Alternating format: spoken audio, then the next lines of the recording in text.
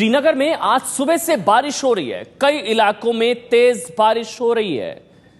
बारिश की वजह से राहत के काम में अब दिक्कत आ रही है। ये आप ताजा तस्वीरें देख रहे हैं श्रीनगर की, जहां पर अभी भी 5 लाख के करीब लोग फंसे हुए हैं। और अब खबर यह है कि सुबह से वहां पर बारिश हो रही है। जम्मू, राजौरी, किश्तवाड़ जिले में वहां पर बारिश हो रही है। 12 दिन हो चुके हैं अब तक राहत, और कई इलाकों तक अब तक राहत नहीं पहुंच पाई है। 8 से 10 फीट तक पानी अभी भी कई इलाकों में भरा हुआ है। जम्मू कश्मीर में अब यह खबर है कि सुबह से ही बारिश हो रही है और इसी वजह से राहत और बचाव के काम में दिक्कत है। और जो मेट डिपार्टमेंट है उसकी तरफ से ये भी प्रेडिक्शन है कि अब 24 से 48 घंटे बारिश हो सकती है। कई इलाकों में अभी भी 8 से 10 फीट तक पानी भरा हुआ है। अजय बाशलू, एबीपी न्यूज संवाददाता, इस वक्त हमारे साथ जुड़ चुके हैं। अजय, कितनी बारिश हो रही है वहां पर?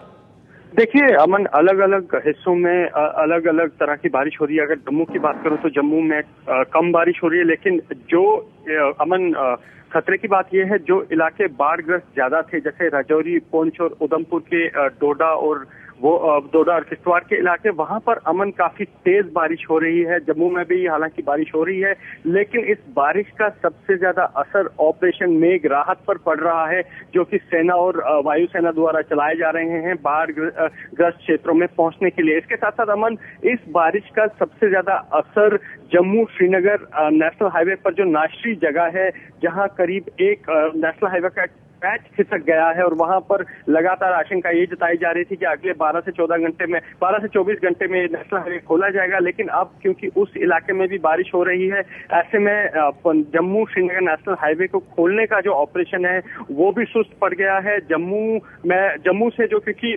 अमन सारे ऑपरेशन को जम्मू से ही मॉनिटर किया जा रहा है और जम्मू से ही शुरू किया जा रहा है, ऐसे में ऑपरेशन मेघ राहत पर भी असर पड़ा है और दूसरे ऑपरेशन जो कि बचाव और राहत के ऑपरेशन हैं उन पर भी इस बारिश की वजह से असर पड़ा है। जी अमन, शुक्रिया आपका अजय बाशलू, एबीपी न्यूज संवाददाता, जो जानकारी दे रहे थे कि जम्मू कश्मीर में जो बारिश हो रही है उसकी वजह से फिर से दिक्कतों का सामना करना पड़ रहा है राहत और बचाव की जो टीम है सेना और एनडीआरएफ को।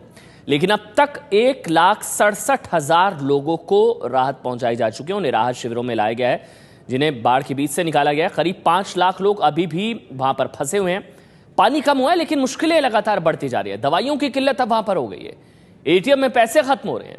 श्रीनगर के डल झील के पास अभी भी 8 फुट पानी वहां पर जमा है, यानी कि पानी कम हो रहा है, लेकिन दिक्कतें अब बढ़ रही हैं। वहां पर दवाइयां नहीं पहुंच पा रही है, एटीएम में पैसे खत्म हो गए। राहत शिविर जो हैं वहां पर लोग हैं बहुत सारे। फिर रेस्क्यू ऑपरेशन शुरू किया है और रिलीफ मटेरियल के डिस्ट्रीब्यूशन में हम लोगों ने उसके अलावा 5 मेडिकल कैंप आज लगाए हैं।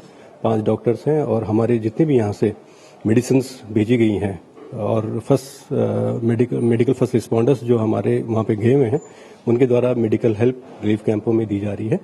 और अधिकतर काम अब यही रह गया है कि जो लोग रेस्क्यू किए गए हैं उनको रिलीफ मटेरियल पहुंचे, वो वहाँ पे सेफ रहें और सर्वाइव अच्छी तरीके से करें। जो सर बारिश हुई है उसे रात का थोड़ी देर के लिए रोकना पड़ा था, उससे कितना फर्क पड़ा है या आने वाले समय में और कितनी बारिश की उम्मीद है, कुछ पता लगा है?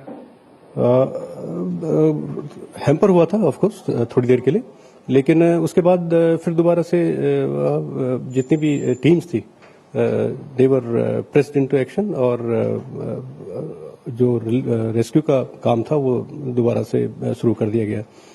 आने वाले समय में हल्का फुल्का बारिश होगा, उससे बहुत ज्यादा फर्क नहीं पड़ता है, लेकिन रेस्क्यू कार्य जारी रहेगा, क्योंकि मेन प्रायोरिटी ये है कि जो लोग अभी तक नहीं निकाले गए हैं उन लोगों को निकालने की कोशिश की जाएगी।